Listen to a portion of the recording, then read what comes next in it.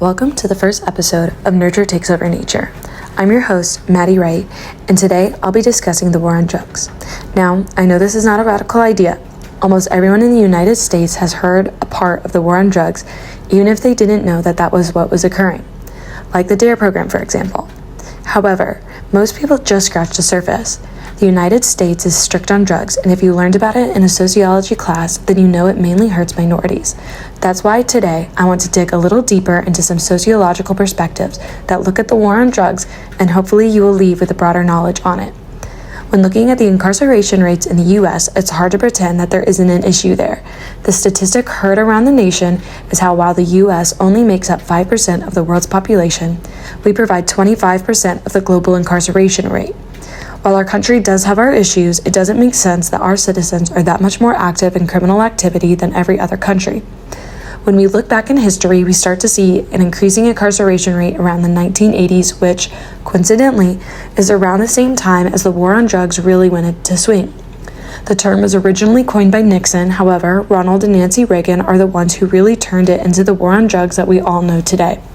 Beginning in Reagan's presidency, we saw a jump from 50,000 people incarcerated per year to 400,000 people per year in 1997, according to Vera. It's no secret that a lot of this increase comes from arrests of minority groups and mainly from the possession of drugs. The way the policies are written, we have somehow ended up with racism written into our prison system, and our citizens are the one reaping the consequences. African Americans are the group that is most clearly affected by this war that is in place. African American citizens are 8 times more likely to be incarcerated than Caucasian citizens, according to Yanir Lim's article, Understanding the War on Drugs in America Through the Lens of Critical Race Theory. This can largely be accredited to the laws we have relating to illicit drugs.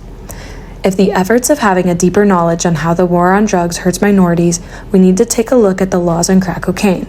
According to the article, Race and Inequality in the War on Drugs, written by Doris Provine, because of the 1986 Anti-Drug Abuse Act, minimum sentencing of 5 years was required for possession of 5 grams of crack, as opposed to its powdered counterpart, which requires 100 grams for the same amount of time. This is shocking because the drugs are almost chemically identical. This law has no language in it that is racist, which is why it is easily put into action.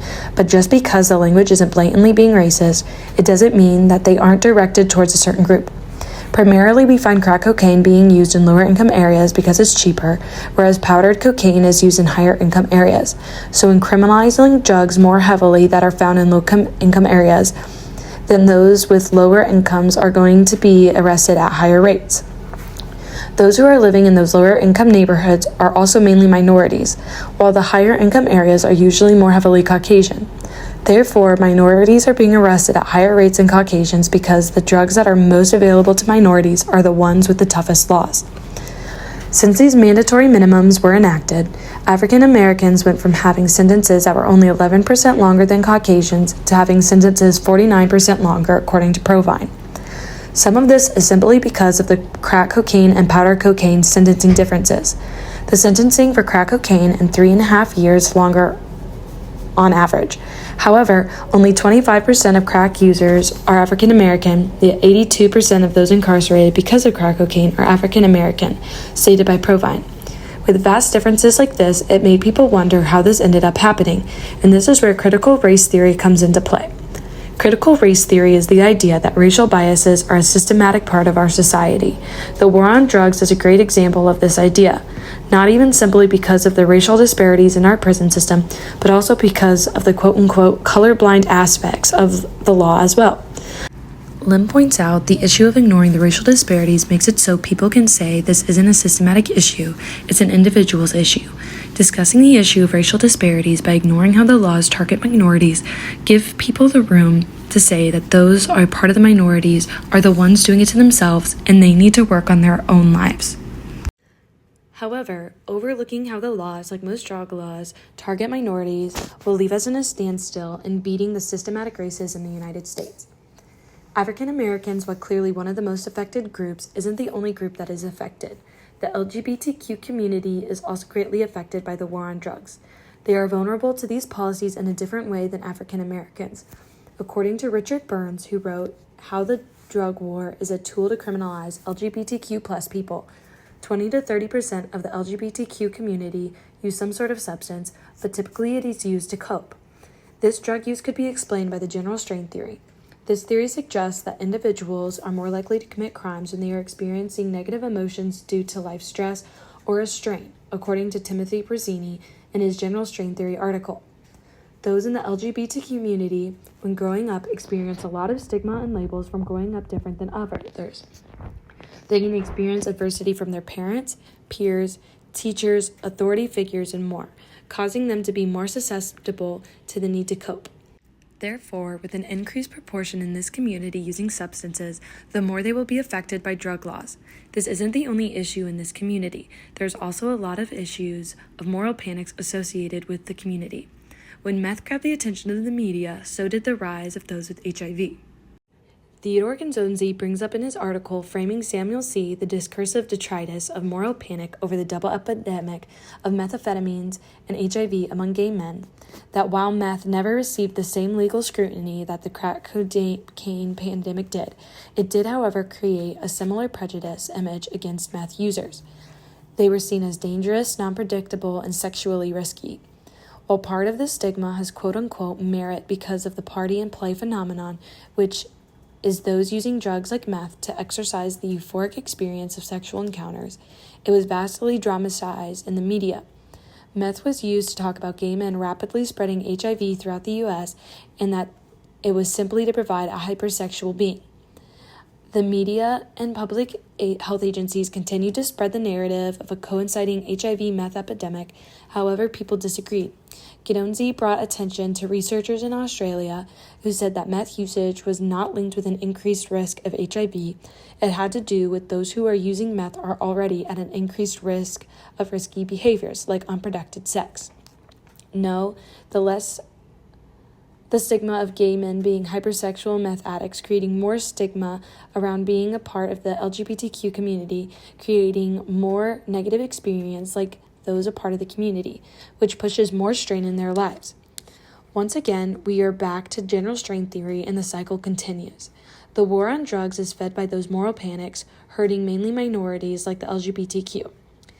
Women are a group, however, who are the most rarely discussed. While I myself am no expert and I'm only getting a minor in sociology, I have never had women brought up when discussing the repercussions of the war on drugs. And there are a few things I find worthy of discussion. For one example, let's bring up the 5% to 25% statistic. When looking at the incarceration rates of just women, the United States accounts for 30% of the incarcerated women globally, reported by Sandra Enos in her article Another War on Women, Mass Incarceration, Gender, and Race. Women are the fastest growing incarcerated population, with African American being 3 times more likely to be incarcerated than white women, and Latino women 2.5 times more likely, and it's largely due to the war on drugs, according to Enos. Enos also discussed how women are more likely to be serving time for drug offenses than men, 39% of the population versus 29% of the population.